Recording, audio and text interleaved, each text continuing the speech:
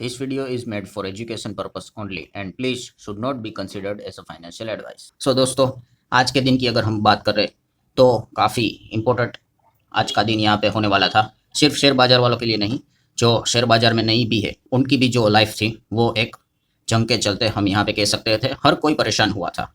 सो जैसे कि मैंने आपको कल भी बताया था कि आज गुड मॉर्निंग होगा या फिर बैड मॉर्निंग होगा, ये तो अब डिपेंड करता था इस व्यक्ति के ऊपर, क्योंकि जैसे कि हम सभी लोगों को पता है कि आज सुबह इंडियन टाइम के हिसाब से 5:30 बजे तक का टाइम दिया गया था ट्रंप के द्वारा ईरान को कि स्ट्रेट ऑफ हॉर्मुज को ओपन कर दो वरना इसके कॉन्सिक्वेंसेस फेस करने पड़ेंगे। अब बहुत कुछ मैसेज लिखा था, पूरा सिविलाइजेशन खत्म यहाँ पे हो जाएगा आज रात को, पूरा ईरान ही अब खत्म हो जाएगा, इस प्रकार की चीज़ें हम लोगों को देखने को मिली थी।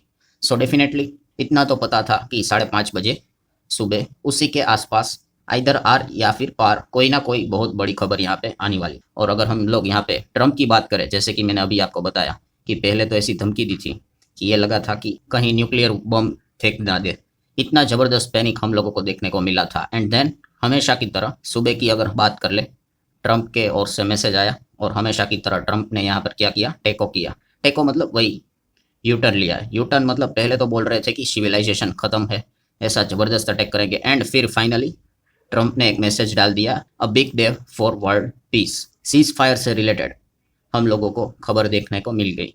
अब जैसे कि आप सभी लोगों को पता है कि ट्रंप ने जो भी ये रायता फैलाया है, इस चीज़ के चलते इसका गुडविल किया है कि ट्रंप जो भी अब कहते हैं, अब दुनिया भी इतना ज़्यादा उनको सीरियसली नहीं लेते, क्योंकि वो 50 बार चीज़ें कहते हैं, 50 बार वापस कुछ उल्टा बोल देते हैं। सो अभी जो भी ये जो जंग हमें चलते हुए देखने को मिली है, उसमें इम्पोर्टेंट चीज़ कौन सी है? यस, वो है ईरान। अगर ईरान की ओर से क्या मैसेज आएगा वो देखना है।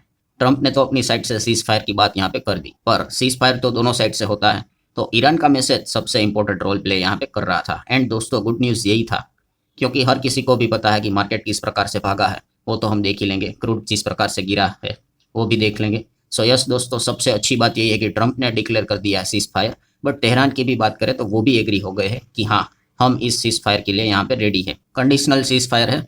सीज फायर मतलब युद्ध का विराम। जैसी ही ये खबर हम लोगों को देखने को मिली, ईरान के ओर से भी पहली बार मतलब ऐसा हो रहा है कि अमेरिका की ओर से कोई मैसेज आया और ईरान की ओर से भी सेम मैसेज आया। सो जैसी ये चीज़ें देखने को मिली तब जाके मतलब हर किसी के जान में थोड़ी जान आ गई कि चलो ठीक है। हालांकि अभी भी कहना चाहूँगा दोस्तों कि बड़े लेवल पे सेलिब्रेशन हम अभी तक नहीं कर सकते। आप बोलोगे ऐसा क्यों? तो इसके पीछे का रीज़न है, ये जो सीज फायर है ये टेम्पररी बेस पे है। जैसे कि आप देख सकते हो 14th डे का सस्पेंशन है, मतलब अमेरिका ने भी क्या किया है कि हम आपके ऊपर क्या करेंगे, अटैक नहीं करेंगे, ईरान के ऊपर अटैक नहीं करेंगे अगले 14 डेज तक, और वी कैन से 2 हफ्ते तक। एंड इसके बदले आपको पता है ईरान क्या करेगा? यस, ईरान भी एग्री हो चुका है। आप देख सकते हो Iran has agree to reopen strait of Hormuz for the period of 2 week. So दोनों एक एक कदम थोड़ा हम लोगों को पीछे हटते हुए देखने को मिले हैं। अब वो तो अलग अलग चीज़ें क्लेम करते रहेंगे दोनों अपनी अपनी साइड से कि कौन जीता है कौन हारा है, ये चलता रहता है। बट इंपॉर्टेंट पॉइंट क्या है कि चलो अमेरिका इनके ऊपर अटैक नहीं करेगा, एंड ईरान भी रेडी हो चुका है कि स्ट्रेट ऑफ हॉर्मुज को ओपन करने से related at least for the period of 2 weeks. अब इसके बाद अगर मतलब आप सोचोगे कि व्हाट नेक्स्ट, तो वो एक अलग पार्ट है। सो वही चीज़ मैं आपको समझाने की कोशिश कर रहा था कि सारी चीज़ें अभी तक ख़त्म नहीं हुई है, बट चलिए अच्छा पॉइंट तो ज़रूर सामने आया है।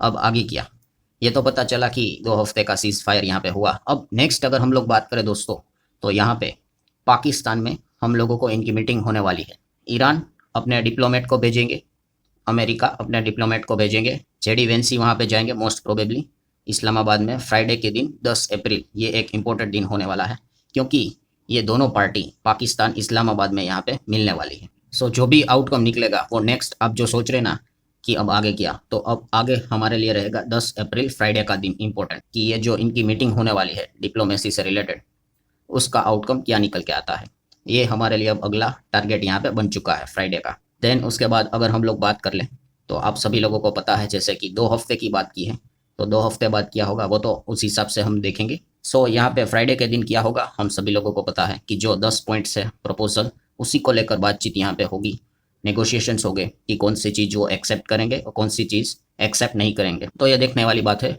मैंने पहले भी बताया था कि 10 पॉइंट्स सामने रखोगे तो 2 पॉइंट्स कुछ एग्री होंगे, आप 2 ही पॉइंट्स लेके जाएंगे तो कुछ एग्री नहीं होगा। सो एक नॉर्मल बेसिक्स अंडरस्टैंडिंग नेगोशिएशन का पार्ट यहाँ पे रहता है।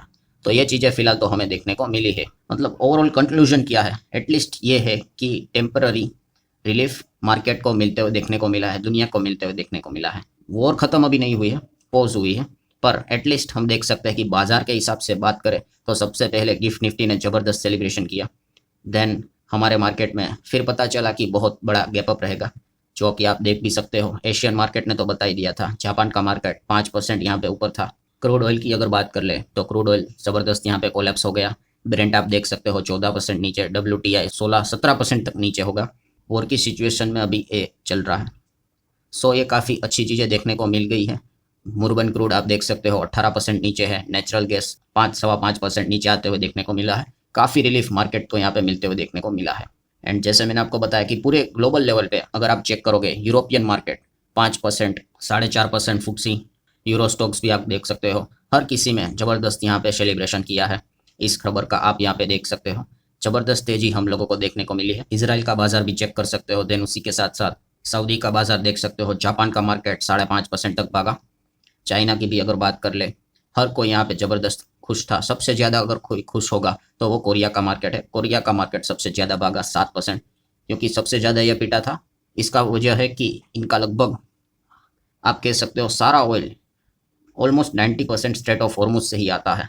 मतलब हमारा तो चलो इतना इतना परसेंटेज आता था, हम बाकी जगह से भी लेते थे, 40 देशों से हम लेते थे, ये तो पूरा वहीं से आता था। तो इनका क्या बजी होगी वो आप अंदाज़ा लगा सकते हो। इसीलिए इनका मार्केट इतना गिरा था। और अच्छी खबर आई तो सबसे ज़्यादा खुश भी यही हो गए। सो इसीलिए ये अच्छी हम लोगों को रिकवरी भी कोरिया के बाज़ार में यहाँ पे देखने को मिली है। सो पॉइंट नोट करने वाली बात क्या है दोस्तों, कि जैसे अभी मैंने आपको बताया कि क्या जंग दी एंड हो चुकी है, तो इसका जवाब है नो, दी एंड नहीं हुआ है। बट यस, एक हम कह सकते हैं जंग यहाँ पे पॉज हुई है। कितने दिनों के लिए? 14 डेज के लिए, 2 हफ्ते के लिए यहाँ पे पॉज हुई है। सीज फायर हुआ है, तो सीज फायर हमेशा यहाँ पे कंडीशनल होता है। अभी ये किसी ने बीच में कंडीशन तोड़ दिया तो वापस युद्ध स्टार्ट हो सकता है। इस पॉइंट को आप नोट कर लेना। नो डाउट ऐसी बात नहीं कि इतना डैमेज हुआ था जो सब रिकवर अभी हो गया। रिकवरी के लिए काफ़ी समय लगेगा, बट एक उम्मीद की किरण तो हम लोगों को देखने को मिली है। अब देख लेंगे, जैसे अभी मैंने आपको बताया व्हाट नेक्स्ट में, कि फ्राइडे यहाँ पे अगला टारगेट होगा। वहाँ पे क्या आउटकम निकल कर आता है। हम प्रे तो यही करेंगे कि कुछ अच्छा आउटकम निकल कर आ जाए। हम कह सकते हैं कि बाजार की जो रिकवरी वो और अच्छी तरीके से आगे यहाँ पे हो सके।